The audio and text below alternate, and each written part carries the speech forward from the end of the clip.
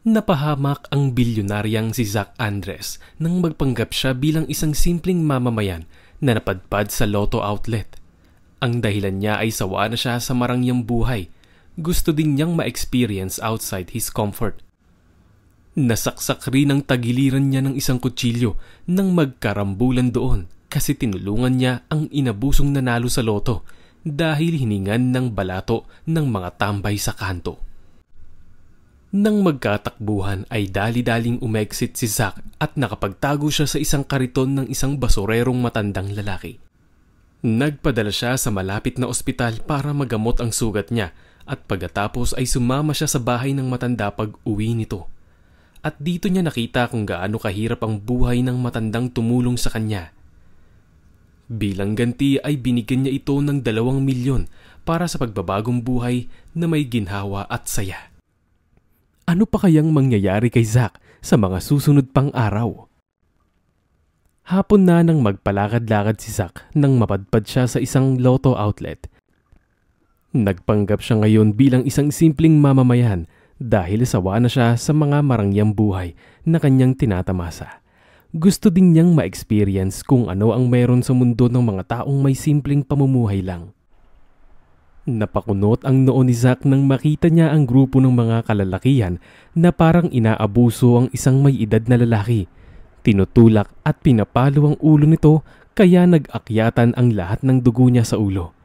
Dahan-dahan siyang lumapit sa mga ito at tiningnan kung ano ang problema. Ano bang problema niyo sa kanya? Kung makapang-abuso kayo parang wala kayong tatay. Tanong ni Zac. Nagpang-abot na ang kilay ng may edad na lalaki pero hindi makaangal dahil madami ang mga tambay. Nangihingi po ng balato, sir. Binigyan na nga ay gusto pang kunin lang lahat ng napalalunan ko. Sagot ng may edad na lalaki. Ang sabihin mo, ayaw mo lang magbigay ng malaki. Angal ng lalaking pandak. Napatawa ng malakas si Zac. May pagkaswapang din pala ang mga gagong ito at napangiwi naman siya nang mapansin niyang napakunot ang noo ng mga lalaki tapos masama ang tingin sa kanya. Wala ba kayong mga utak? Magpasalamat na lang kayo dahil binigyan pa kayo ng balato. Hindi nyo naman pera yung ginamit niya para sa pagtaya, kundi sa kanya mismo at pinaghirapan niya yun. Ang laki ng katawan nyo pero hindi kayo marunong magbanat ng buto. Sabi ni Zac. Galit ang tingin ng mga lalaki sa kanya. Hoy, dinuro mo pa nga siya. Sino ka ba, ha? Bakit nakikialam ka dito sa diskarte namin? Galit na tanong ng lalaking pandak. Ngumisi si Zac. Unang araw pa lang niya sa pagpapanggap ay mapapasabak na yata siya sa gulo. Ako ba? Isang concern na tao lang. Sa bagay, tao nga din kayo pero ang itim naman ng budhi nyo. Sagot ni Zac. Pakialamero ka talaga! Galit na sabi ng lalaking pandak. Lumapit ito sa kanya at inundayan siya ng ubod na lakas ng suntok. Pero nakaiwas siya. Kaya nang magkaroon siya ng pagkakataon ay sinuntok niya ulit ang magkabilang tagiliran nito at sabay siya sinipa ng malakas kaya natumba ito at tumama ang ulo. Malapit sa Lotto outlet, saka nawalan ng malay. Sumunod naman ang iba pero hindi nakaisa sa kanya kaya lang ay hindi niya namalayan na may dala palang kutsilyo ang isa kaya bigla siyang sinaksak sa tagiliran sabay takbo palayo. Napangiwi na lang si Zac nang maramdaman niya yung sakit at nahawakan niya. Sabay naiwan ng dugo sa palad niya. Sabay sana siyang bubugbugin ng naiwan kaya lang bigla siyang napatakbo ng mabilis dahil hinahabol siya ng mga ito. Hingal na hingal si Zac habang naghahanap siya ng mapagtataguan. Kaya nang makita niya ang kariton ng matandang lalaking basurero ay agad siyang nagtago sa loob. Itago niyo po ako, tay. Hinging pabor ni Zac. Kaya agad tinakpan ng matandang lalaki ang katawan niya ng basura nang mapansin nito na papalapit na ang mga humahabol sa kanya. Napakagat labi na lang si Zac dahil naramdaman niya ang hapdi ng kanyang tagiliran. Hindi siya gumalaw dahil hindi pa umaalis ang humahabol sa kanya. Narinig pa nga niyang tinanong ang matanda kung may nakita itong lalaki. Mabuti na lang hindi siya isinumbong. Nakahinga ng maluwag si Zac nang makaalis na ang mga ito. Maya-maya lang ay lumabas na siya at naupo habang hawak-hawak ang tagiliran. Iyo, ano bang atraso mo sa mga yon? Tanong ni Tatay Raul. Wala naman po pero abusado eh. Pwede po bang dalhin niyo po ako sa pinakamalapit lang na ospital? Parang malalim po yata ang tama ko sa tagiliran. Pakiusap po. Nakangiwing sabi ni Zack. Ano? Nasaksak ka? Tanong ni Tatay Raul. Opo. Tipid na sagot ni Zack. Nako, delikado yan. Bakit hindi ka nag-iingat? Sabi ni Tatay Raul. Maya-maya lang ay sobrang bilis ng naging kilos ng matandang lalaki. Tulak-tulak nito ang kariton na sakay siya. Pinagpawisan na si Zack at nangangalay na ang kamay niya sa pagpigil na huwag maubos ang dugo niya. Pagdating sa ospital ay tinulungan siya ng matanda na makababa ng kariton at inakay papasok sa loob. Inaasikaso agad siya ng mga nurse at ginamot. Mabuti na lang hindi masyadong malalim ang sugat niya, kung hindi ay mapapahamak talaga siya. Makalipas ang 1 oras ay nasa loob na ng kwarto si Zack. Bumukas ang pinto at pumasok ang matandang lalaki na nakilala niya sa pangalang si Tatay Raul. Akala ko umuwi na po kayo, Tay. Saad ni Zack. Hindi kita pwedeng iwanan ritong mag-isa. Kamusta na ang pakiramdam mo? Tanong ni Tatay Raul. Okay na po ako. Hindi naman daw malalim ang sugat ko. Sagot ni Zack. Pero ang sabi ay dumito ka na raw muna ng 2 araw bago ka ma-discharge. Sabi ni Tatay Raul. Okay lang. Nakangiting sagot ni Zack. Paano ba yan? Uuwi na muna ako para ikuha ka ng damit na pamalit mo. Paalam ni Tatay Raul. Wag na po. May pera naman ako rito. Baka pwedeng makisuyo na lang ako. Diyan na lang kayo sa lalabas bumili. Sagot ni Zack. Sige. Pwede din naman. Sagot ni Tatay Raul. Salamat, Tay. Sama po ako sa bahay niyo paglabas ko rito sa Makalawa. Sabi ni Zack. Tumango naman si Tatay at lumabas na ng kwarto pagkatapos. Napahinga ng malalim si Zack nang mapatingin siya sa siling. Ang isa sa kumontra sa kanyang desisyon na maging simpleng mamamayan ay ang ate Tanya. Baka raw mapahamak pa siya kaya ito nga nandito siya sa ospital. Hindi rin siya nagdala ng cellphone para hindi siya matawagan ng mga ito. Mas gusto niya ang ganitong peace of mind. Ipinikit pa muna ni Zack ang kanyang mga mata habang hinihintay si Tatay Raul hanggang sa makatulog na lang siya. Sa kabilang banda ay nagkandahaba ang nguso ni Maureen nang marinig niya ang paliwanag ng pamangkin niya dahil sa binili niyang bagong sandalyas nito na nasira. Ang tigas kasi ng mga batang ito at hindi mapirmi sa iisang lugar, kaya yung mga gamit na bagong bili ay palaging masisira. Akala ng mga ito madali lang hanapin ang pera, ang hindi alam kailangan pang magpagod at kumayod para may income. Sapat lang talaga sa kanilang 6 ang sahod niya sa pinagtatrabahuhang karinderya. Hindi alam ni Maureen kung ano ang makukuha niya sa pagiging isang dakilang tiyahin na binuhay niya at hindi pinabayaan ang 5 pamangkin na iniwan ng kanyang gagong kapatid na hindi binalikan ilang taon na. Hindi nga siya nag-asawa ng maaga dahil sobrang hirap ng buhay tapos ito nag-alaga siya ng mga bata. Hindi naman sana siya magrereklamo kung hindi pa matigas ang ulo ng mga batang ito. Tapos ano? Bibili ka na naman ulit ng bagong sandalyas ha, Kara? Ang tigas talaga ng ulo mo. Umiikot ang mga matang sermon ni Maureen. Sumimangot naman si Kara dahil sa sinabi niya. Pasensya na po, tiya. Naglalaro po kasi kami. Sagot ni Kara. Malapit ka nang magdalaga, Kara. Iwasan mo na ang paglalaro ng kung ano-ano. Saka sana isipin mo naman ang pagod ko sa pagtatrabaho. Sabi ni Maureen. Okay po. Sagot ni Kara.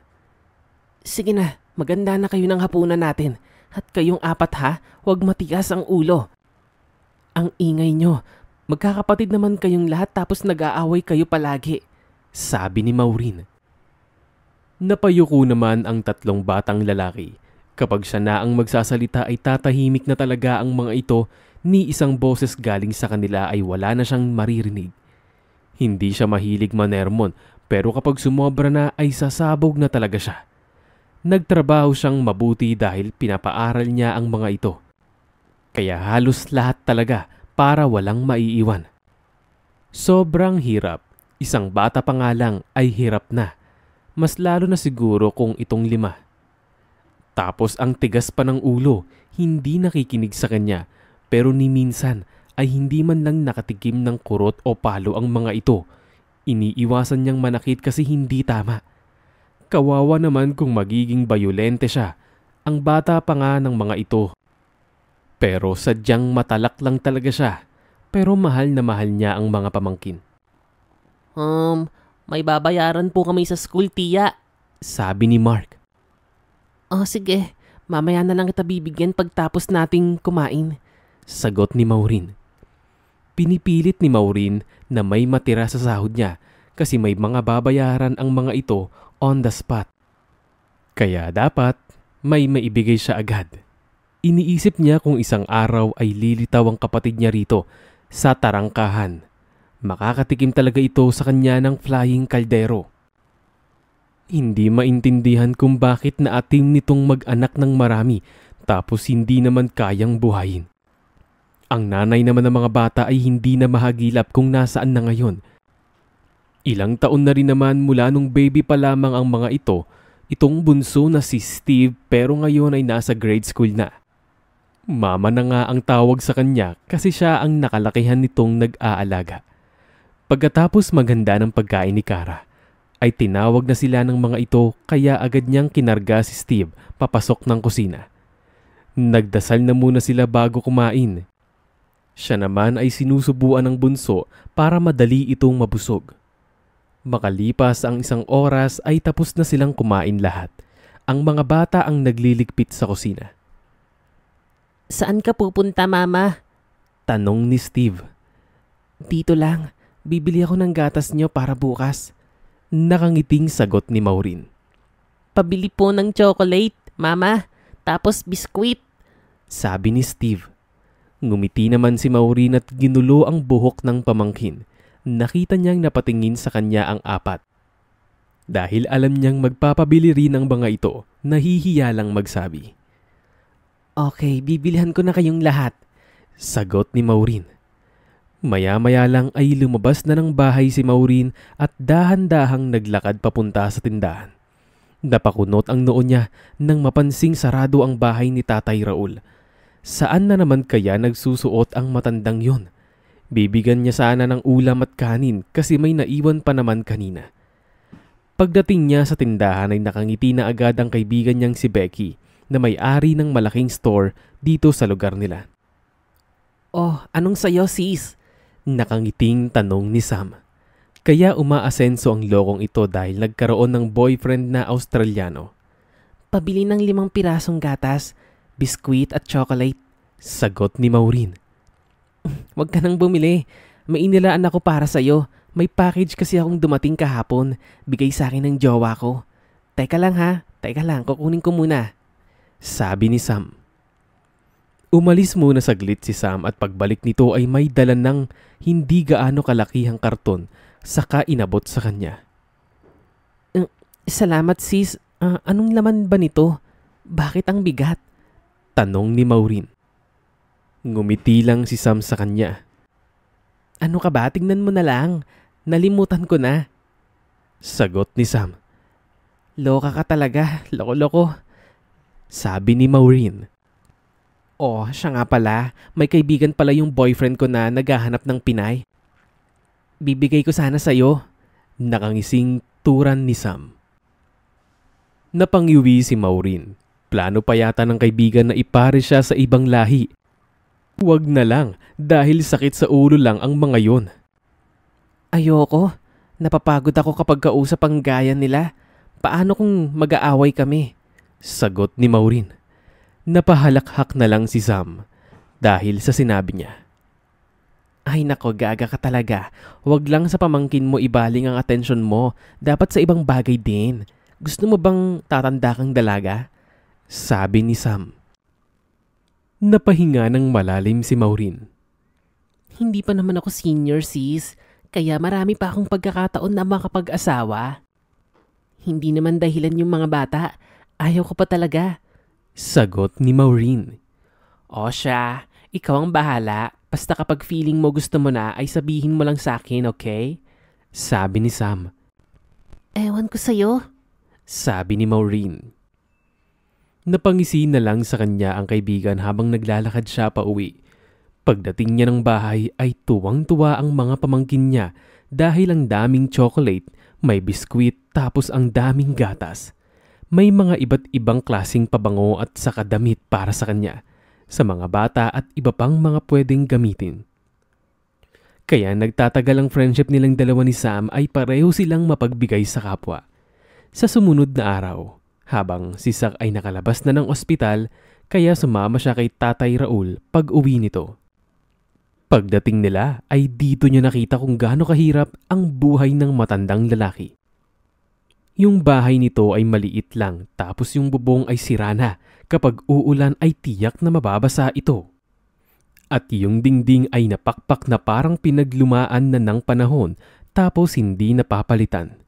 Napag-alaman niya na matandang binata pala si Tatay Raul. Walang kapatid kasi nag-iisang anak. Hindi rin natulungan ng mga kamag-anak dahil parang ayaw rin dito. Madami namang bahay sa lugar na ito. May semento din pero mas madami yung kawayan lang at kahoy na luma na. Ay, pagpasensyahan mo na itong bahay ko, Zack. Wala pa akong budget para mapagawa ito. Nahihiyang sabi ni Tatay Raul. Ngumiti si Zack. Okay lang po, Tatay Raul. Ang importante po may bahay kaysa wala. Sagot ni Zack. Oo nga. Sobrang hirap ng buhay ngayon. Sabi ni Tatay Raul. Tinapik niya ng mahina ang balikat ng matandang lalaki.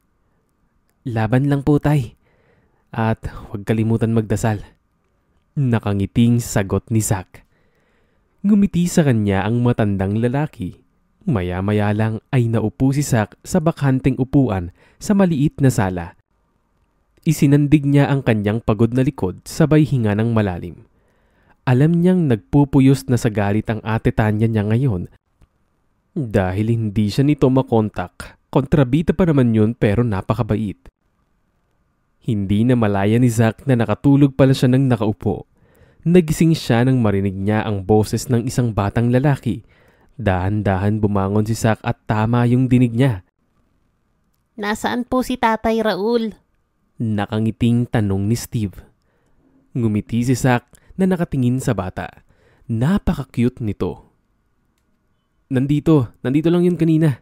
Pero baka may pinuntahan lang saglit. Sabi ni Zack.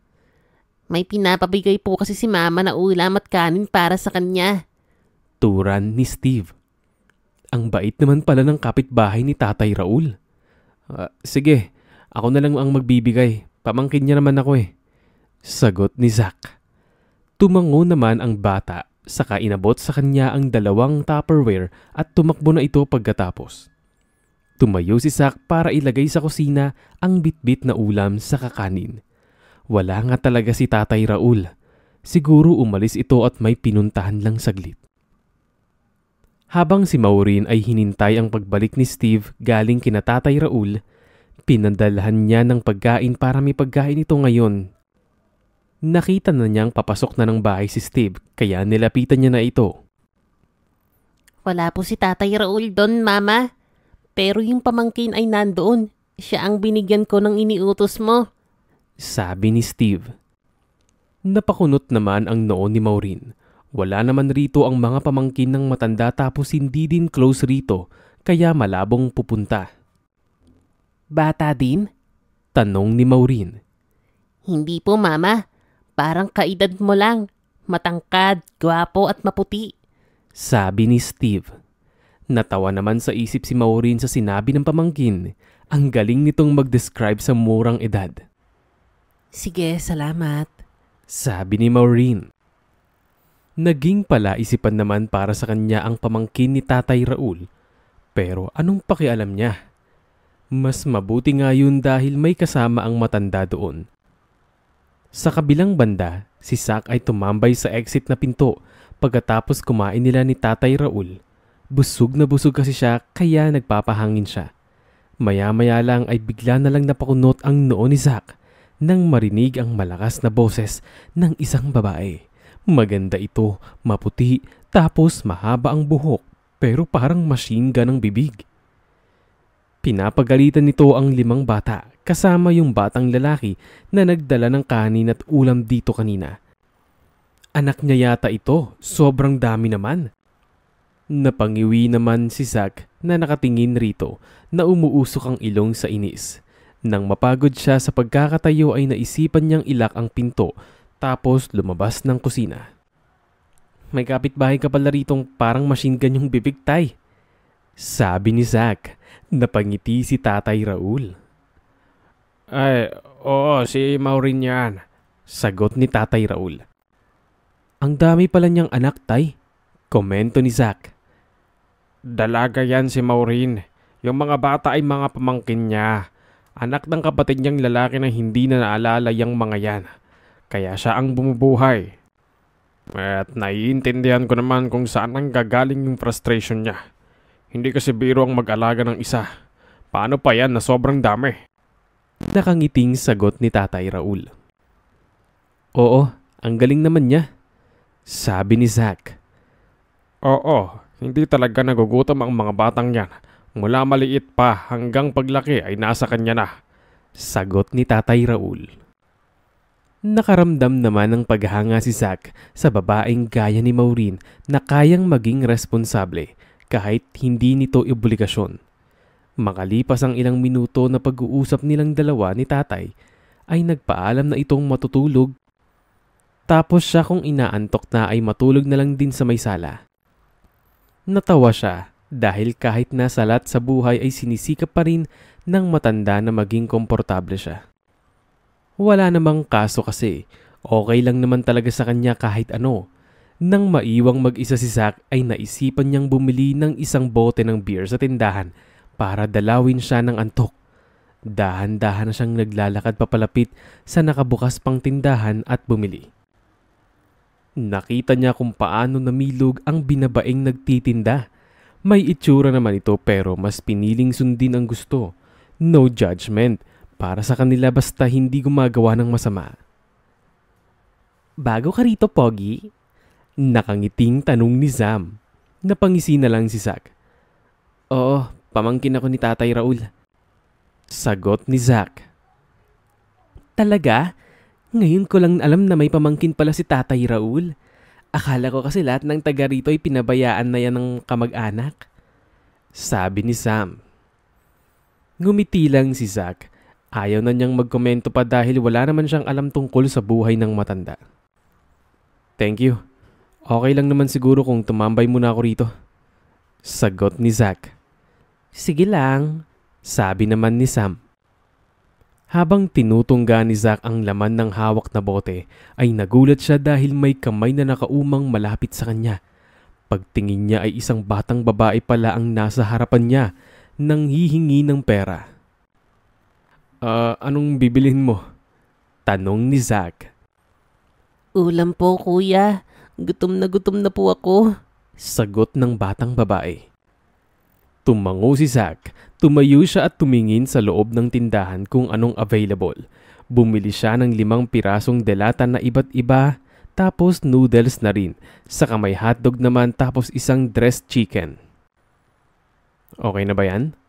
Nakangiting tanong ni Zack. Ngumiti ang batang babae sa kanya at hinawakan ang kamay niya. Maraming salamat po, kuya. God bless po. Sagot ng bata. Walang anuman, sabi naman ni Zack. Ginulo niya ang buhok ng bata at tumakbo na ito palayo sa tindahan. Talagang taghirap sa panahon ngayon, Pogi. Tapos yung mga tao dito sa amin ay ang hilig mag-anak. Saka wala namang maipapakain gaya na lang nun kanina. Kawawa yung mga bata, no? Komento ni Zam. Napailing si Zack. family planting yung naa-apply. Sagot naman ni Zack. Ngumiti naman si Sam. Kinabukasan, habang si Maureen ay maayos ang kanyang pakiramdam dahil hindi siya nakapagsermon sa mga pamangkin niya, tahimik ang buong bahay tapos nagkanya-kanya ng trabaho ang lahat. Maliligo na sana si Maureen nang mapansin niyang naubusan na pala siya ng sabon at shampoo, kaya lumabas siya ng bahay para bumili sa tindahan ng kaibigan. Malayo pa lang ay pansin niyang ang lapad na ng ngiti ni Sam sa kanya. Ang tamis ng ngiti mo Sabi ni Maureen. Ngiting-ngiti sa kanya si Sam. Siya naman ay napakunot lang ang noo sa reaksyon ng kaibigan. Huy, may chika ko. Turan ni Sam. Anong chismis naman yan? Tanong ni Maureen. Ang gwapo pala ng pamangkin ni Tatay Raul, ano? Tumambay dito kagabi. Sagot ni Sam. Tumaas ang kilay ni Maureen. Tama nga talaga ang sinabi ng kanyang pamangkin. Hindi ko pa nakita. Sabi ni Maureen. Tapos mabait pa. Binilhan niya ng ulam yung anak ng kapitbahay natin dun sa kabila na nangihingi sa kanya. Saad ni Sam. Napangiwi na lang si Maureen. So, sa Pinoy ka ngayon? Tumaas ang kilay na tanong ni Maureen. Napahalakhak na lang si Sam. Ano nga ba? Humanga lang ako ng kaunti. Hindi ko naman aangkinin. Mas mahal ko pa rin yung boyfriend ko, no? Sagot ni Sam. Ganun naman pala. Kaya wag ka nang lamandi sa iba. Sabi ni Maureen. Napangisi na lang si Sam. Pagkatapos bumili si Maureen ng kailangan niya at umuwi na siya para maligo at papasok na ng trabaho. Since nakabukas naman ang bintana ng bahay niya ay hindi niya maiwasang wag mapatingin sa bahay ni Tatay Raul na nanlalaki ang mga mata niya nang makita ang isang lalaki na naliligo sa bahay. Matangkad ito, maputi, matangos ang ilong, tapos maganda ang pangangatawan. Masasabi niyang gwapo talaga ito. Siya na nga yata ang sinasabi ni Sam na pamangkin ni Tatay Raul. Masyadong expensive yung lalaki, tapos hindi man lang natulungan ang matanda sa buhay nito. Pero wala naman siyang pakialam rito kung ano ang buhay nila kasi nahihirapan din siya. Maya-maya lang ay bit-bit na ni Maureen ang tuwalya at papasok siya ng banyo saka naligo. Samantalang si Zack ay nag-e-enjoy sa pagliligo sa likod bahay ni Tatay Raul. Siya din ang kumuha ng tubig kanina doon sa kapitbahay. Nagbadya siya at isang drum ang kanyang binili. Si Tatay Raul ay nasa loob ng bahay nagluluto ng agahan. Hindi niya na ito hinahayaan na mamasura dahil ito ay matanda na. Nag-iisip nga siya kung paano matutulungan ng matanda para maging maayos ang buhay naman ito. Nang tumingin siya sa bahay ni Maureen ay napangiti siya nang sumaludo sa kanya ang mga pamangkin nito na lumabas ng bahay. Papasok yata ng eskwelahan dahil nakasuot ng uniforme. Maayos naman ang pananamit ng mga bata na halatang naaalagaan talaga ng mabuti. Hindi pa nakita ulit ni Zack si Maureen. Baka wala na dyan sa loob. Gusto niyang makilala ang dalaga. Napakalakas ng personality nito. Pagkatapos maligo niya ay pumasok na siya sa bahay para magbihis. Nadatnan niya si Tatay Raul na nagpuputol-putol ng kahoy kaya minadali niya ang pagbihis para matulungan niya ito. Hindi mo naman kailangan gawin ito, Zack. Ako na ang bahala rito. Naiiling na sabi ni Tatay Raul. Tutulungan ko na po kayo, Tay. Nakangiting sagot ni Zack. Sige. Ikaw na ang bahala. Sabi ni Tatay Raul. Bumili siya kanina ng half sack ng bigas doon kay Sam, pati na rin mga ulam para sa matandang lalaki. Nagpapasalamat naman ito sa kanya na kung hindi sila nagkakilala ay wala itong blessings na dumating.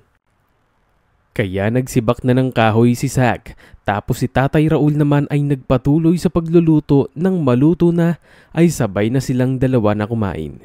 Bandang gabi ay nagulat si Zack nang paglabas niya ng kwarto ay naging bisita niya ang 5 bata sa pangunguna ni Steve.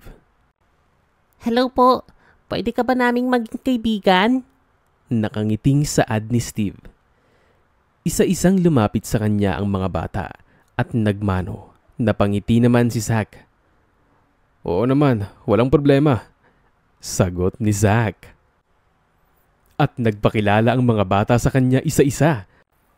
Wala naman silang pwedeng gawin sa loob ng bahay kaya naisipan na ni Zack na gumagawa ng kahoy na upuan tapos mesa.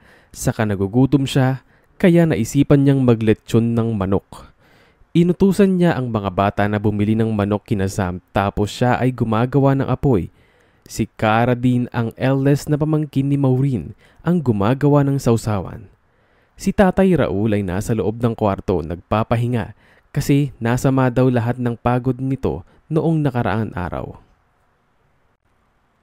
Makalipas ang ilang oras ay natapos na ang pagliletsyon ni Zack, kaya hiniwa na niya ang mga ito at inilagay sa Tupperware saka ipinatong sa ibabaw ng mesa. May kanin na rin saka mga plato. Saka namang lumabas na ng bahay si Tatay Raul. Ay, ang saya-saya niyo naman rito ah. Puna ni Tatay Raul. Opo. Si Steve ang sumagot. Inutusan niya saglit si Cara na bumili ng Coke at binigyan din niya ng lechon yung lalaki. Marami naman itong nailuto nila. Mamaya-maya ay kumain na silang lahat ng sabay. Tuwang-tuwa naman si Zack kasi masaya pala kapag may mga batang kasama. Sa bahay kasi niya ay sobrang lungkot, tahimik, tanging ang mga kasama lang niya ay kasambahay na 3 tapos yung driver niya. Ang ate Tanya niya ay wala din namang anak kasi parang wala din itong balak mag-asawa pa kasi wala ding nakarelasyon gaya din niya. Hindi kasi mahilig makipag-date at maghahanap ng karelasyon kung maghihiwalay din lang sa kasagsagan ng problema. At yung kapatid niya ay nag-aalala na ng sobra dahil hindi ito makontak kasi hindi siya nagdala ng cellphone. Yung paalam niya kasi ay ilang araw lang pero inabot na siya ng 1 linggo at kalahati mula sa pag-alis niya. Sobrang ganado ang naging kain ni Zack kasi ang daming kwento ng mga bata tapos ramdam niya ang sincerity ng mga ito kung gaano ka-thankful sa pag-aalaga ng tiyahin. Kahit po nahihirapan si Tia ay hindi niya po pinapahalata. Kaya kapag napapagalitan kami ay hindi kami magtatanim ng galit sa kanya. Kasi alam naming bawat sermon niya ay pagmamahal pa rin naman kasi gusto niyang matuto kami. Saad ni Cara. Napangiti si Zack. Makikita talagang mababait ang mga bata at may respeto kasi naaalagaan ng maayos at nagagabayan. Okay lang yung masermonan kayo. Ibig sabihin may kasalanan kayong ginawa, di ba? Sabi ni Zack. Opo. Sagot ni Cara. Ano bang wish mo sa buhay, Cara? Tanong ni Zack. Ngumiti sa kanya ang bata. Simple lang po. Gusto kong magkaroon kami ng maayos na bahay. Tapos may negosyo ng kaunti para hindi na mahirapan si Tia na magtrabaho para sa amin. Nakangiting sagot ni Cara. Napangiti si Zack. Mangyayari yan kung mag-aaral kayong mabuti, okay? Sabi ni Zack. Tumango-tango ang 5 bata. Sa kabilang banda naman, si Maureen ay nagtaka ng pag-uwi niya ay walang tao at sobrang tahimik ng bahay. Wala siyang naririnig na ingay mula sa mga pamangkin. Pagtingin niya sa kwarto ay tulog ang mga ito tapos humihilik pa kaya napakunot ang noon ni Maureen. Ang aga pa para matulog ang mga ito na hindi naman nila kalimitang ginagawa. Maya-maya lang ay biglang bumangon si Cara nang makita siya nito at agad itong lumapit at nagmano. Nandito ka na pala, Tia. Sabi ni Cara. Kararating ko lang. Ang aga niyo naman yatang matulog. Tanong ni Maureen. Nakatulog po kami sa sobrang kabusugan, Tia. Galing nga kami doon kay Tatay Raul. Nagluto po ng lechon manok si Tito Zack at saka kumain din po kaming lahat. Nakangiting sagot ni Cara. Napangiwi si Maureen. Ano ba yan? Nakakaya naman yung ginawa ninyo. Sagot ni Maureen. Natawa si Cara sa sinabi niya. Hindi po. Kasi siya po yung nag-aya sa amin. Sobrang bait nga niya. Tapos Tia, nag-iwan din po siya ng para sa'yo nandun sa kusina. Sabi ni Cara. Ganon? Baka sinabi niyo na bigyan ako ha? Naiiling na tanong ni Maureen. Hindi po, Tia. Siya po ang nagkusa. Sagot ni Cara. Tumango na lang si Maureen. Maya-maya lang ay nagbihis na siya, saka humiga muna ng ilang minuto. Bandang gabi ay nagluluto ng ulam si Maureen. Bumili siya ng gulay sa tindahan ni Sam at niluto niya para kumain na sila. Kinain na niya kanina yung binigay ni Zack na ulam. Naubos nga kasi gutom na gutom siya. Nang maluto ay kumuha siya ng malinis na plato. Hinugasan pa niya at sinigurado na hindi mabaho. Bago niya ihatid ang ulam ay naisipan niya munang tingnan ang kanyang sarili sa salamin kung maganda ba siya o kung may dumi ang kanyang muka. Napakagatlabi na lang si Maureen nang maisip na hindi naman espesyal ang lalaking yun. Bakit siya magiging conscious sa sarili niya? Makalipas ang ilang minuto ay dahan-dahan na siyang naglalakad papunta sa bahay ni Tatay Raul. Tinawag niya ang matandang lalaki pero walang sumasagot. Nakita na lang niyang bumukas ang pinto at dumungaw ang gwapong lalaki. "Hi Maureen, good evening." Nakangiting bati ni Zack. Abay, gwapo nga. May rason talaga kung bakit kilig na kilig si Sam na nagkwento tungkol sa lalaking ito. Hindi na siya magtataka kung saan nakuha ng lalaking ito ang pangalan niya. Ganon din naman siya. Alam din niya ang pangalan nito. Magandang gabi din, Zack. Nandyan si Tatay Raul? Tanong ni Maureen. Ngumiti ang lalaki sa kanya. Parang makakalaglag ng puso yung ngiti ng lalaking ito. "Wala may pinuntahan saglit." Sagot ni Zack. Biglang nakaramdam ng hiya si Maureen at na-conscious siya kasi kanina pa ito nakatitig sa kanya si Zack. Hindi niya makuha kung ano ang komento nito tungkol sa kanyang ngayon. Heto, may dala akong ulam para sa inyo tapos gusto ko lang magpasalamat na binigyan mo ko ng ulam para sa akin. Nakangiting sabi ni Maureen. "Walang anuman," sagot ni Zack. Kaya ang ending ay nakikain sa bahay niya si Zack kasama ng mga pamangkin niya. Sobrang ingay ng bahay niya dahil puno ng hiyawan at tawanan. Inumpisahan ni Zack saka sumunod naman ang mga bata. Tawa lang ng tawa si Maureen. Nakakatuwang kasama ang lalaki. Makalipas ang isang buwan nang dahil sa lechon manok ay naging close silang dalawa ni Zack. Mabait ang lalaki at gustong-gusto nito ang kanyang mga pamangkin. Hindi na lumalakas ang boses ni Maureen sa umaga dahil kasi hindi na matigas ang ulo ng mga pamangkin niya.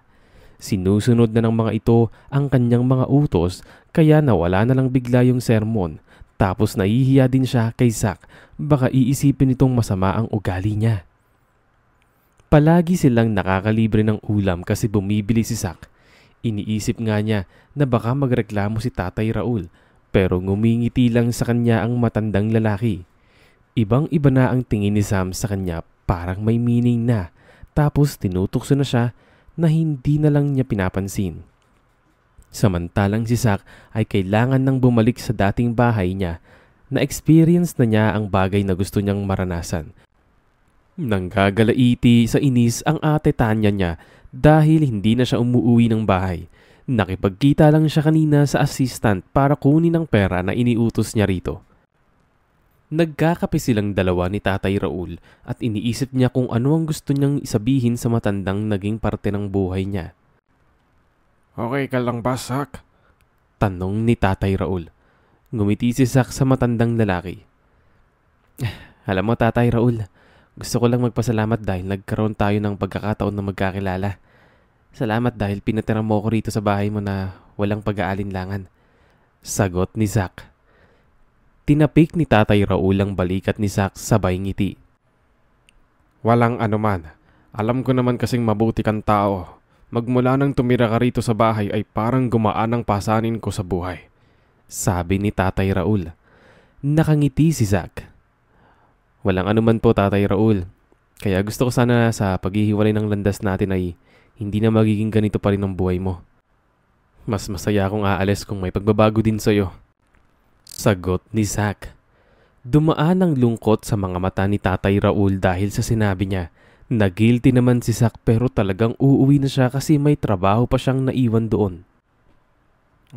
Aalis ka na. Hindi ka na pala magtatagal rito?" Tanong ni Tatay Raul. "Dadalaw-dalaw na lang po ako kung may panahon ako, Tay." Sagot ni Zack. Napailing si Tatay Raul. Ngayon parang bata itong nalulungkot sa isang tabi. Paano na ako rito? Malungkot na saad ni Tatay Raul. Ngumiti si Zack at tinapik ang balikat ng matandang lalaki.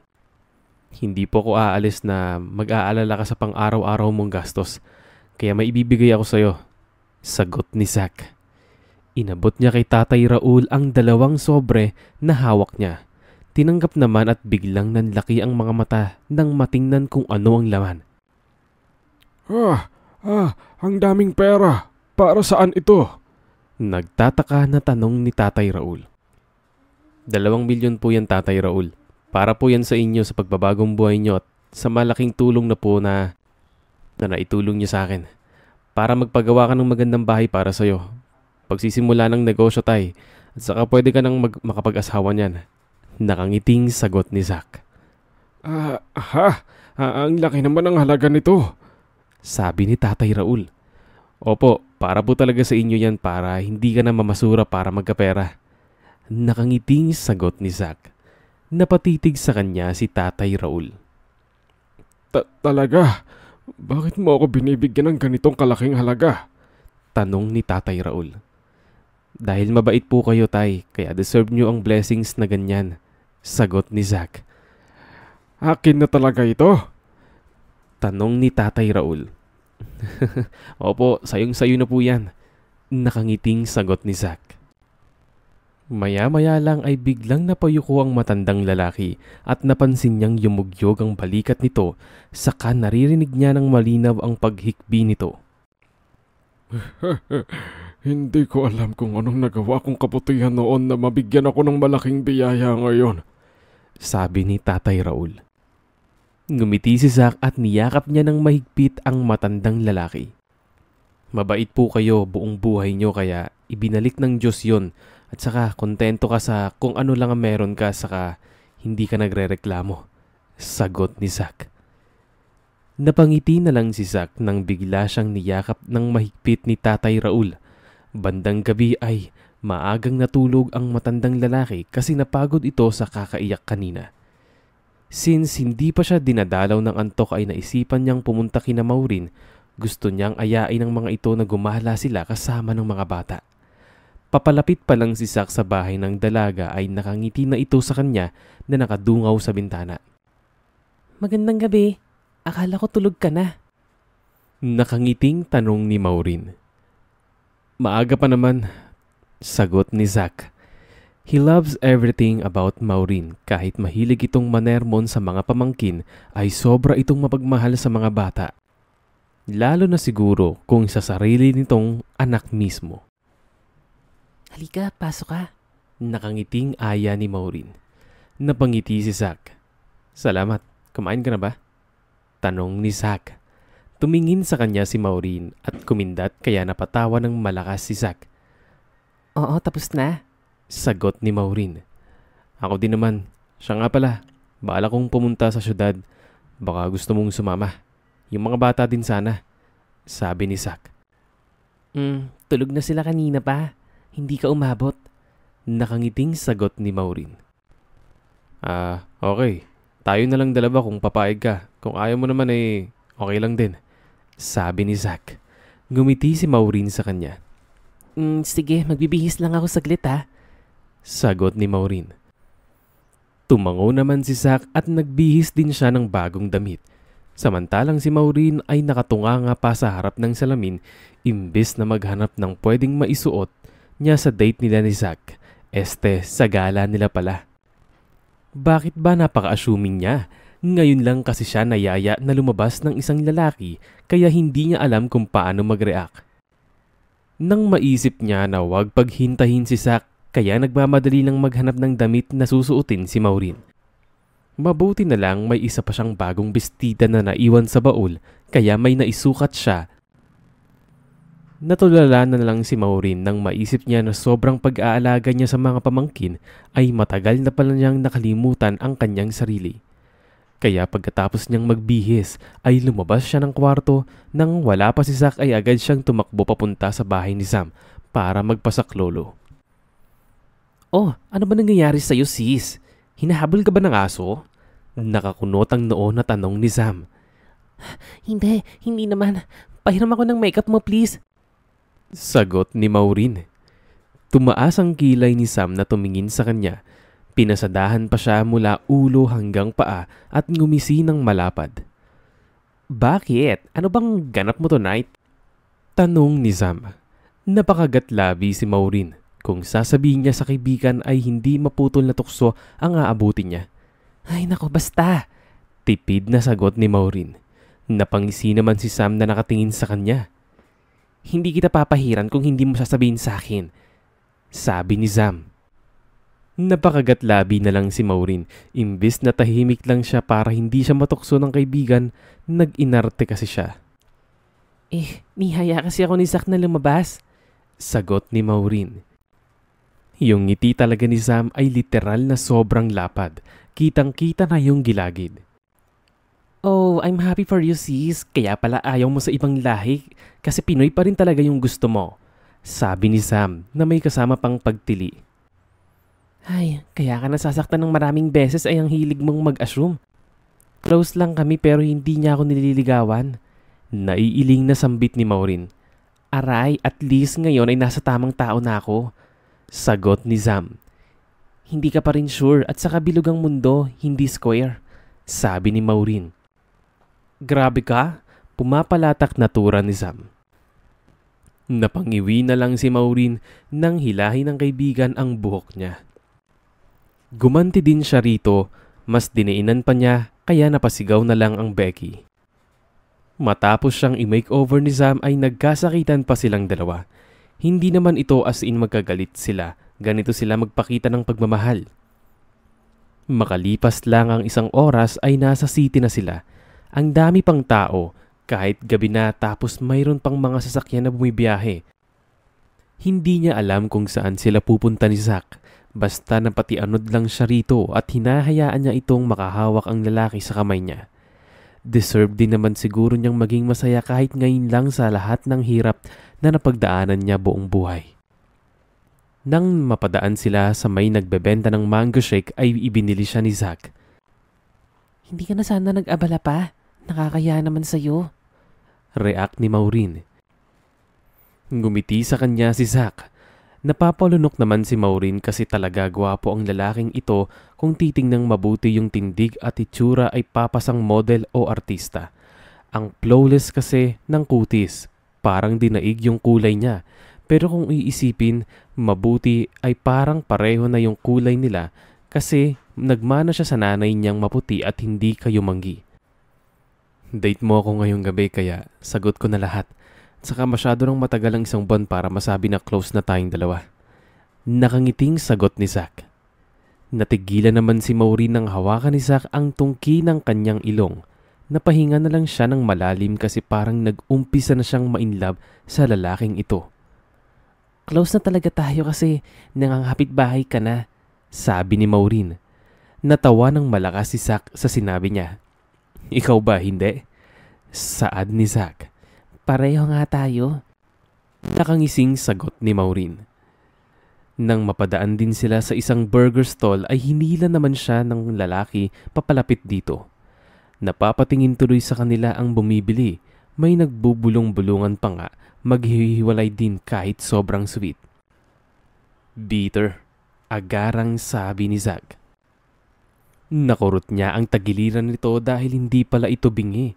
Nang mabayaran ni Zach ay umalis na sila at naupo sa gilid para kumain ng burger. Ikaw talaga parang hindi ka lalaki. Pumapatol ka sa mga ganun.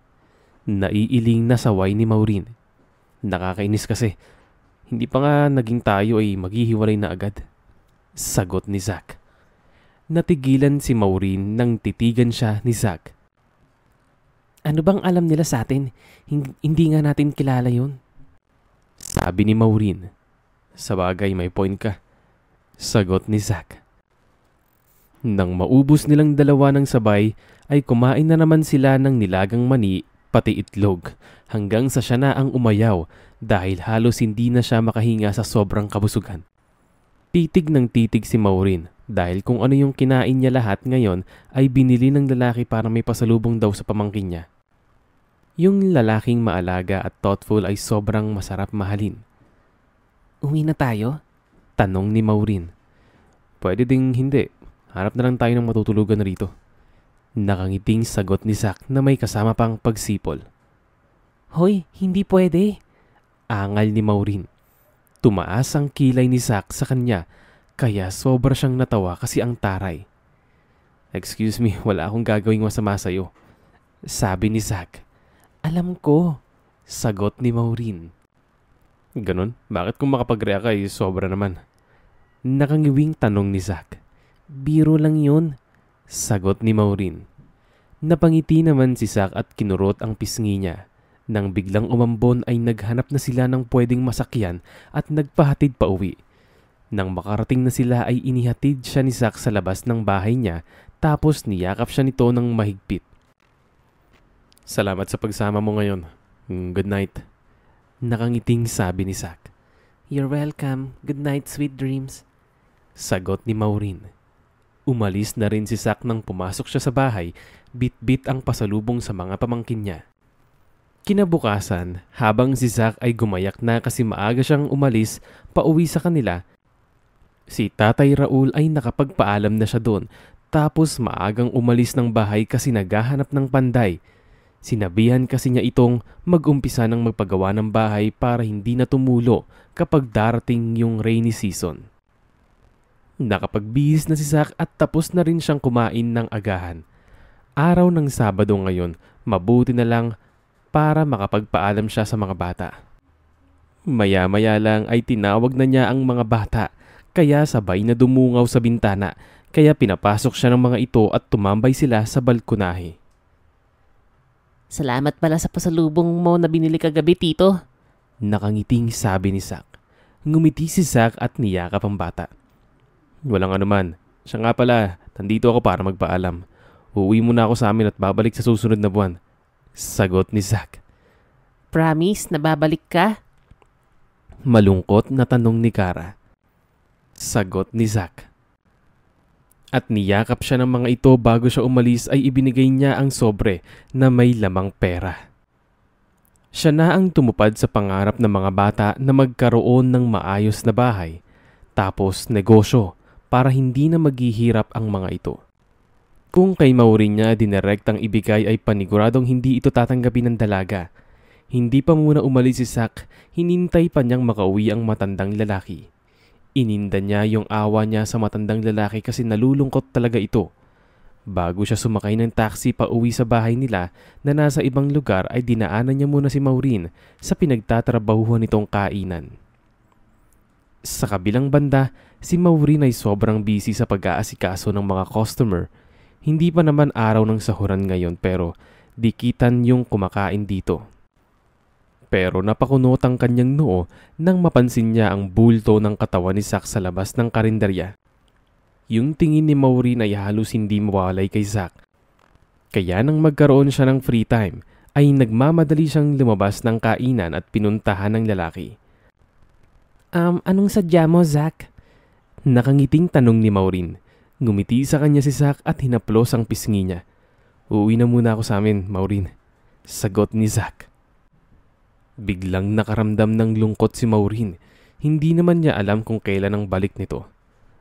Okay, mag-iingat ka. Sabi ni Maureen. Salamat, ikaw din. Magkikita pa naman tayo. Sagot ni Zack. Maya-maya lang ay bigla silang nagyakapang dalawa.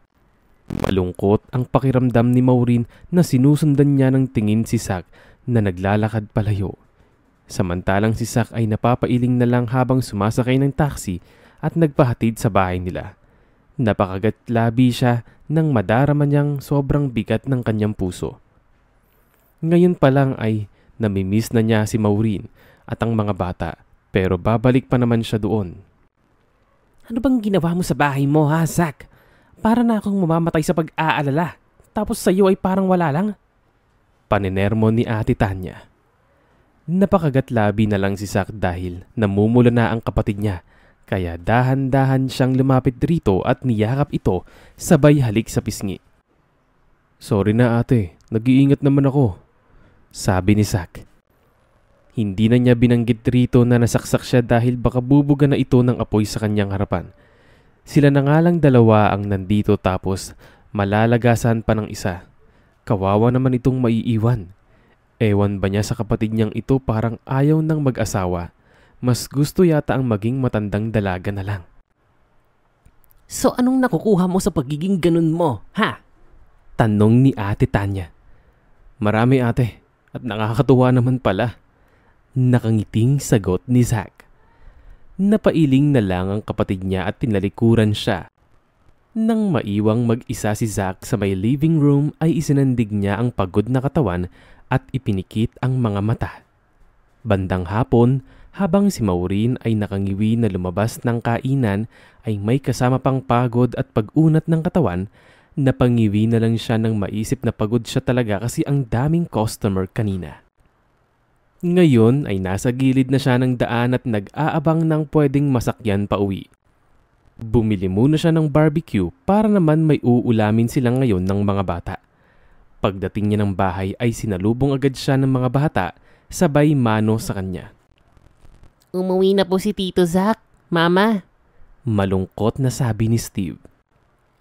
Oo, dumaan siya kanina sa kainan para magpaalam. Sagot ni Maureen. Sa totoo lang ay nalulungkot din naman siya pero wala siyang magagawa at isa pa, hindi naman sila magkarelasyon na dalawa ni Zack. Pero may iniwan po siyang sobre. Ibigay ko na lang daw po sa inyo yung sobre. Regalo daw niya sa ating lahat. Sabi ni Cara.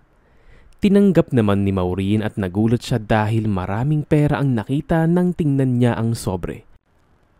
Ah, para saan daw ito? Nakakunot ang noo na tanong ni Maureen. Bakit naman nag-iwan ng malaking halaga si Zack para sa kanila? Mahirap hanapin ang pera sa panahon ngayon pero ito ay basta-basta na lang ibinibigay. Ano kaya ang totoong pagkatao ng lalaking yun? Hindi po sinabi, pero nabanggit ko nga sa kanya na ang wish ko ngayong Pasko po ay sana magkaroon tayo ng magandang bahay at negosyo. Sagot ni Cara. Napakagatlabi naman si Maureen. Parang nagpaparinig ka naman yan, Cara. Nakangiwing sabi ni Maureen. Umiling si Cara. Hindi naman po, Tiya. Hindi ko naman po alam nung una na mayaman si Tito kasi lahat po alam niyang gawin. Sagot ni Cara. Sa bagay, may punto si Cara pero nahihiya siyang tanggapin dahil baka kung may masabi si Tatay Raul. Kaya pagtapos nilang maghapunan ay lumabas ng bahay si Maureen para puntahan ang matandang lalaki at nadatnyan niya itong nakatulala at nakaupo sa upuan sa labas ng bahay. Okay ka lang po ba, Tay? Tanong ni Maureen. Naupo siya sa tabi ni Tatay Raul. Ngumiti ito sa kanya nang magkatinginan silang dalawa. Gabi na, Maureen. Gising ka pa pala. Sagot ni Tatay Raul. May isasauli lang po sana ako sa inyo, Tay. Nag-iwan kasi sa akin si Zack ng pera. Hindi naman po ako nang hihingi. Turan ni Maureen. Ngumiti sa kanya ang matandang lalaki. Tanggapin mo yan, Maureen. Ako man ay binigyan din niya. Ang totoo niyan ay hindi ko talaga siya pamangkin. Siguro naisip lang niya yon para hindi kayo magtaka sa biglang pagdating niya. Nagkakilala lang kami sa labas kasi nagkaroon siya ng kaaway ng mga panahong yon. Tapos tinulungan ko siya at dinala sa ospital nang masaksak siya. Nakangiting sagot ni Tatay Raul. Napakagatlabi na lang si Maureen. Nakapagtataka din naman kasi dahil ang pagkakaalam niya ay hindi na binansin ang matandang ito ng kamag-anak. Hindi naman siya nasaktan o nagtampo sa nalaman. Napangiti pa nga siya dahil marunong tumanaw ng utang na loob si Zack. Sa mga sumunod na araw ay tinulungan ni Maureen ang matandang lalaki na mag-budget dahil magpapagawa na ito ng bahay. Para pagbalik ni Zack ay makikita na nito ang pinaggagamitan ng pera. At binigay sa kanya ay itinabi niya muna, nag-isip pa siya kung ano ang mabuting gawin para hindi masayang ang binigay ng lalaki. Nag-umpisang magpagawa ng bahay si Tatay Raul. Nakahanap ito ng mga construction worker. Kahit siya man ay magiging excited din dahil minsan lang magbigay ang ibang tao kaya gagamitin niya sa tama para walang masayang. Ang pera niya na ibinigay din ni Zack ay itinabi muna niya para hindi niya magamit. Kitang-kita niya sa mukha ng matanda na masaya ito na nakatanaw sa mga trabahador. Day off ngayon ni Maureen, kaya nasa bahay lang naman siya tapos yung mga bata ay pumasok sa eskwelahan. Nang hindi na niya kaya ang sobrang katahimikan ay naisipan niyang lumabas ng bahay para pumunta sa bahay ni Sam at doon tumambay. Matatapos na ang sikat ng araw pero wala pa siyang ligo, pero hindi niya feel na babasa ng tubig ngayon. Pagdating niya sa tindahan ni Sam ay nadatnan niyang nagsusuklay ito ng buhok. Mabuti pa ito nakaligo na, sobrang fresh na ang pakiramdam. Besh, ang bait naman ni Zack, ano? Hindi nga pala siya totoong pamangkin ni Tatay Raul pero binigyan niya ito ng pera para makapagpagawa ng bahay, sabi ni Sam. Grabe ka, hindi pa nga ako nakaupo ay may chismis na agad ang naririnig ko mula sa'yo. Reklamo ni Maureen. Natawa na lang ng malakas si Sam dahil sa sinabi niya. Ano ka ba? Si Tatay Raul naman ang nagsabi sa akin dahil tinanong ko siya kung nasaan na si Zack. Kaya yun ang kwento niya. Sabi ni Sam. Hayaan mo na lang yung mga tao, ikaw talaga. Naiiling na sagot ni Maureen. Tumawa na lang ng malakas si Sam na pangwi siya nang mapansin niyang titig ng titig sa kanya ang kaibigan. Oh, kumusta naman ang relasyon mo sa kanya? Tanong ni Sam. Napailing na lang si Maureen. Wala kaming relasyon, Sam. Magkaibigan lang kaming dalawa, no? Sagot ni Maureen. Talaga ba? Sayang naman. Sana ikaw na lang ang gumawa ng paraan para maging kayo. Sabi ni Sam. Loko-loko ka. Hindi ako kagaya mo, no? Nakangwi na sagot ni Maureen. Ang dami pa nilang napag-usapan ni Sam hanggang sa nag-away na silang dalawa at nagkatawanan pagkatapos. Nagmeryenda silang dalawa ng kaibigan dahil nagutom siya sa pagtawa. Sumakit pa nga ang tiyan niya. Ganito sila magbanding ni Sam. Minsan lang kasi masyado siyang busy sa trabaho. Samantalang si Zack ay sobrang bored na sa loob ng kanyang opisina. Kanina patapos ang kanyang mga trabaho, kaya ngayon ay sobrang nakatulala na lang siya. Plano niya sanang pumunta sa bahay ni na Maureen pero may trabaho pa siya. Siguro mamayang gabi na lang o sa susunod na araw. Maya-maya lang ay naabutan siya ng ate Tanya niya na nakatulala, kaya kinurot nito ng mahina ang kanyang pisngi. Ano na namang problema mo? Bakit ayaw mo ulit magliwaliw? Hindi ka nga lang nakapagdala ng girlfriend mo pag uwi mo? Untag ni ate Tanya. Napangiti na lang si Zack nang maisip niya si Maureen. Namimiss na niya ang babae kaya bibisitahin din naman niya ito. Ikaw muna mag-asawa bago ako, ate. Eldest ka naman. Huwag mong papaabutin na mauunahan pa kita. Nakangising sabi ni Zack. Napasimangot naman ang ate niya. Bandang gabi ay nakaligo na si Zack. Nagpaalam siya sa kapatid na aalis siya ngayon para hindi ito mag-alala.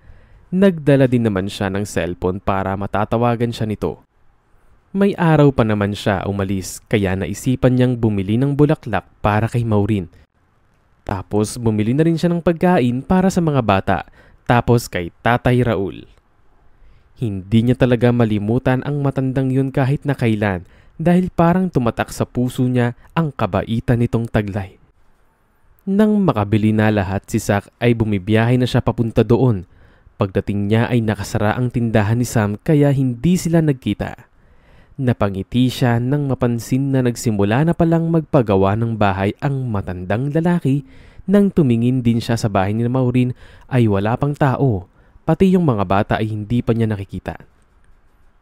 Tatay Raul! Tawag ni Zack. Ilang beses siyang tumawag pero walang tao. Nakalak naman ang pinto nang itulak niya ito. Kaya nakatayo lang siya at naghihintay na mapagbuksan siya ng pinto. Pero nagulat na lang siya dahil may biglang yumakap sa kanyang likuran. Ikaw pala ito, Zack! Akala ko hindi mo na ako maaalalang dalawin. Masayang sambit ni Tatay Raul. Nakangiti lang si Zack nang magkaharap silang dalawa. Yakap-yakap ito sa kanya na parang batang masaya na makita siya. Magaan na yung bukas ng muka na parang nakaluwag-luwag na sa buhay. Opo, hindi na kasi ako masyadong busy kaya nagkaroon ako ng time na dumalaw. Nakangiting sagot ni Zack. Mabuti naman pumunta ka para makita mo yung pinapagawa mong bahay. Sabi ni Tatay Raul. At inaya siya nito papasok sa loob ng bahay. Bandang hapon ay nagkita na sila ulit ng mga bata at sobrang saya ng mga ito dahil bumisita siya na may dalang maraming pagkain.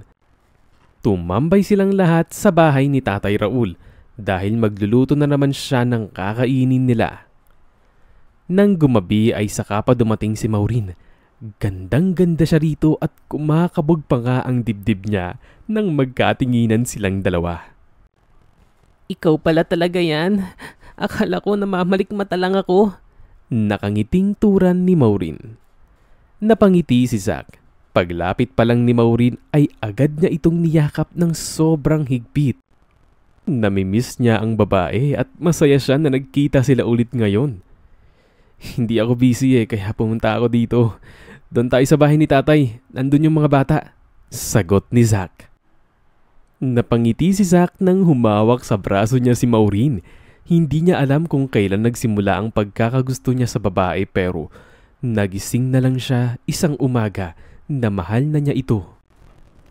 Ano na naman yung niluto mo? Bakit nandito na naman yung mga bata? Nakangising tanong ni Maureen. Hayaan mo na, namimiss daw po nila ako Sagot ni Zack. Ngumiti sa kanya si Maureen. Totoo nga, dahil palaging tinatanong sa akin kung kailan ka daw babalik. Hindi ko naman alam. Sabi ni Maureen. Nakangiti lang si Zack nang mapatingin siya kay Maureen. Habang si Maureen ay tahimik lang na nakaupo kasi inaasikaso siya ni Zack sa pagkain. Pero yung puso niya ay kanina pa tumatambol na parang drum. Pasimple lang siya kung tumitig kay Zack, pero ramdam niya ang presensya nito at kagwapuhan. Parang ang haba ng buhok niya hanggang EDSA kasi pinapansin siya inaasikaso ng lalaking gaya nito. Biglang nakaramdam ng hiya si Maureen nang maisip kung ano ang estado ng buhay ni Zack kumpara sa kanya. Kain lang ng kain, Maureen. Magpakabusog ka. Nakangiting saad ni Zack. Tumango na lang si Maureen at kumain na rin siya. Masarap magluto si Zack. Nakapagtataka nga dahil mostly sa mga mayayaman ay hindi nagluluto kasi may kasambahay na gumagawa ng mga trabaho. Busog na busog ang pakiramdam ni Maureen dahil mauubos niya na ang lahat ng ulam na itinira sa kanya. Napangiwi siya dahil parang hindi na siya makatayo ng maayos. Nahihiya siyang tumingin kay Zack dahil pinagtatawanan siya nito. Ba't ka natatawa dyan? Tanong ni Maureen. Tumitig sa kanya si Zack. Ang cute mo kasi tingnan. Mas lalo kang gumanda ngayon. Sagot ni Zack. Kinikilig naman si Maureen. Minsan lang siya makatanggap ng compliment sa taong mahal pa talaga galing. Gwapo ka rin, sabi ni Maureen. Tawa lang ng tawa sa kanya si Zack. Hindi na umuwi si Zack. Sa bahay ito ni Tatay Raul matutulog ngayong gabi. Magkatabi silang dalawa ngayon dito sa labas kasi pareho pa silang inaantok. Siya nga pala, Maureen. Sumama ka sa akin bukas. Ipapakilala kita sa ate ko. At dadalhin natin yung mga bata. Nakangiting sabi ni Zack. Hindi nakaimik si Maureen. Kinakabahan si Maureen. Meet the family na agad? O sadyang iba lang siya mag-isip, wala naman sanang mali siya? Pwede din pero ang iingay ng mga pamangkin ko. Sagot ni Maureen. Mas maganda dahil sobrang tahimik ng bahay namin. Nakangiting sabi ni Zack. Tumango si Maureen. Kinabukasan ng hapon ay naghahanda na si Maureen. Mas excited pa nga ang mga bata kaysa sa kanya. Nang dumating si Zack ay nagsipag-akyatan na sa loob ng kotse ang mga ito. Daldal ng daldal yung mga pamangkin niya tapos siya ay tahimik lang na nakaupo sa front seat hanggang sa narating nila ang bahay ni Zack. Nahihiyang pumasok si Maureen dahil sobrang laki ng bahay ng lalaki. Tapos hindi pa niya alam kung ano ang magiging reaksyon ng kapatid nito pagkaharap nila. Napakagatlabi na lang si Maureen dahil nauna nang pumasok sa loob ang mga pamangkin at siya ang naging huli. Tapos nakita niya na ang mga ito nakatabi sa upuan ng isang maganda at makinis na babae. Nice meeting you, Maureen. Ako nga pala si Tanya. Nakangiting sabi ni Tanya. Pagkalapit sa kanya ay agad siya nitong niyakap ng sobrang higpit. Masaya akong makilala po kita, ate. Nahihiyang sagot ni Maureen. Nakangiti sa kanya si Tanya tapos tumingin ito kay Zack. Maupo tayo. Bakit ngayon mo lang naisipan na dalawin ako? Nakakatuwa dahil ang dami mong mga bata. Sabi ni Tanya. Natawa ng kaunti si Maureen. Opo, kagagawan niya ng kuya ko. Ang hilig gumawa ng bata tapos takot sa responsibilidad. Sagot ni Maureen. Ngumiti lang si Tanya. Ang galing mo ngang tiyahin na itaguhin mo sila lahat. Sabi ni Tanya. Kinakaya po. Sabi ni Maureen. May plano ka pa naman sigurong mag-asawa, no? Tanong ni Tanya. Hindi nakaimik si Maureen pero pansin niyang nakatitig sa kanya si Zack. Meron naman po pero sana yung lalaking maiintindihan ng sitwasyon ko kasi ayaw kong mamili. Mahal na mahal ko ang mga yan. Sagot ni Maureen. Hanggat maaari, kung makapag-aasawa man siya ay yung tanggap ang mga pamangkin niya kasi ayaw niyang iwanan ng mga ito sa isang tabi. Habang si Zack ay tahimik lang na nakikinig sa upuan ng ate niya at si Maureen na touch sa pagiging mabuting tiyahin ng babae sa mga pamangkin nito. At naalala niya yung feelings niya toward her. Tanggap niya ito pati yung mga bata kaya walang problema sa kanya. Mahilig sila sa mga bata kasi wala silang nakababatang kapatid o anak sa ngayon at ramdam din niya ang fondness sa mukha ng ate niya para sa mga kids. Ang saya nilang naghapunan, tuwang-tuwa ang ate niya dahil ang daming kwento ng mga bata. Tahimik lang din si Maureen na nakikinig. Hindi biro ang sakripisyo ng babae para bumuhay ng 5 bata, kaya nakakabilib. Bandang gabi ay kanina patulog ang 5 bata sa loob ng guest room.